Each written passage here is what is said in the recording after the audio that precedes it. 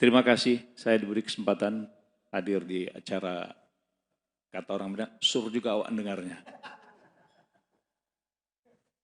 Jadi kalau saya perhatikan ada persoalan menghadapi PON 2024, kan gitu. Kedua ada persoalan yang berhubungan dengan lahan, ya lahan sport center. Kemudian juga tadi ada poin yang berhubungan dengan masalah areal PTPN 2 yang diserahkan pada Ciputra, ya, dengan segala macam perikatan-perikatan perjanjiannya.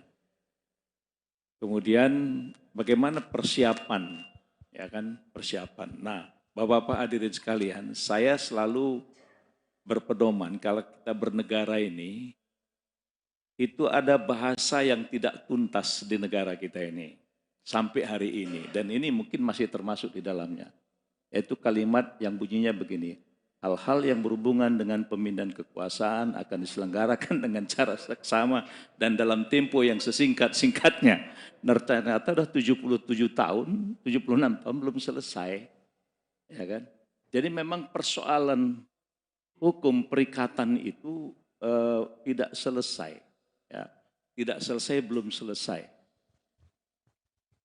Dan ini terjadi bukan hanya di persoalan HGU, ya, di persoalan kehutanan lebih luar biasa lagi, ya kan?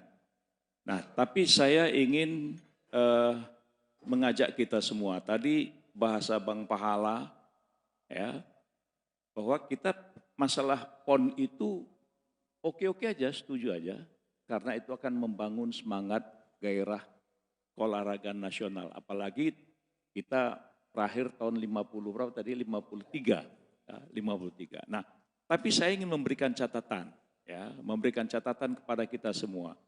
Semua provinsi-provinsi yang menyelenggarakan PON, akhirnya gedung-gedung PON itu semua terlantar. Rata-rata terlantar. Apa yang ada di Palembang, apa yang ada di Kalimantan, semua yang Pekanbaru setelah PON itu semua tak terpelihara. Ya, semua tak terpelihara. Jadi pertanyaannya adalah kita menyelenggarakan PON itu untuk memajukan olahraganya atau membangun gedung-gedungnya. Itu yang harus jadi pertanyaan, ya kan? Banyak sekarang terjadi ketika mau lakukan PON itu, ya itu seperti olahragawan-olahragawannya tidak lokal, tapi diambil dari banyak daerah-daerah, ya itu dianggap sah-sah saja. Jadi sebetulnya ketika kita menyelenggarakan PON itu apa yang mau kita capai sebenarnya? Itu satu poin. Nah, jadi karena saya keliling, ya saya datangin daerah-daerah itu, ternyata sayang, mangkrak. Dan ketika jadi anggota DPR RI, ya tahun 1999-2004, itu ada beberapa daerah menyelenggarakan PON, termasuk yang di Palembang, itu lobbynya lama di DPR. Ya, jadi lobby terhadap DPR itu lama karena menyangkut budget, ya, menyangkut budget. Nah, Sumatera Utara mau mendapatkan PON 2024, kita situasinya pandemik. Ya. Ada hal yang menarik, Saud, untuk Sumatera Utara ini. Jadi bagi saya ini sebuah tantangan. Sumatera Utara itu memberikan kontribusi nasional terhadap GDP itu hampir 600 triliun. Coba bayangkan, hampir 600 triliun kontribusi Sumatera Utara terhadap GDP pusat. Tapi berapa persen yang kembali ke Sumatera Utara? Kok sulit banget sih untuk membangun itu? 5% saja dari 600 triliun, akhirnya kembali ke Sumatera itu sekitar 30-40 triliun.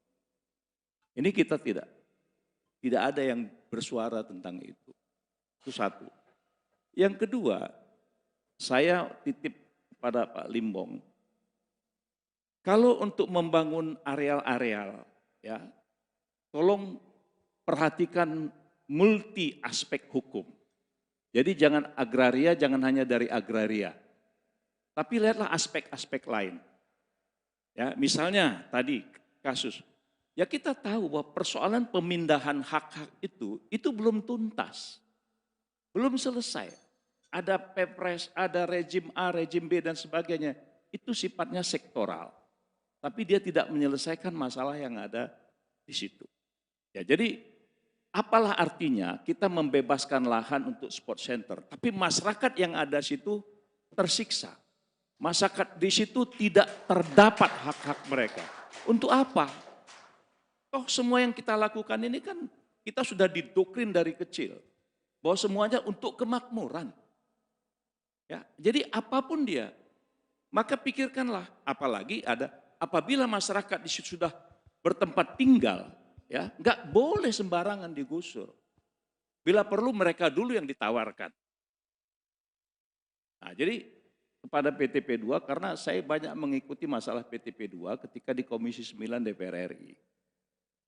Ya, kan saya sering juga sampaikan kepada Bung Gandhi, apakah penyerahan lahan kerjasama dengan swasta itu dengan Ciputra itu menghapuskan hutang-hutang PTP2?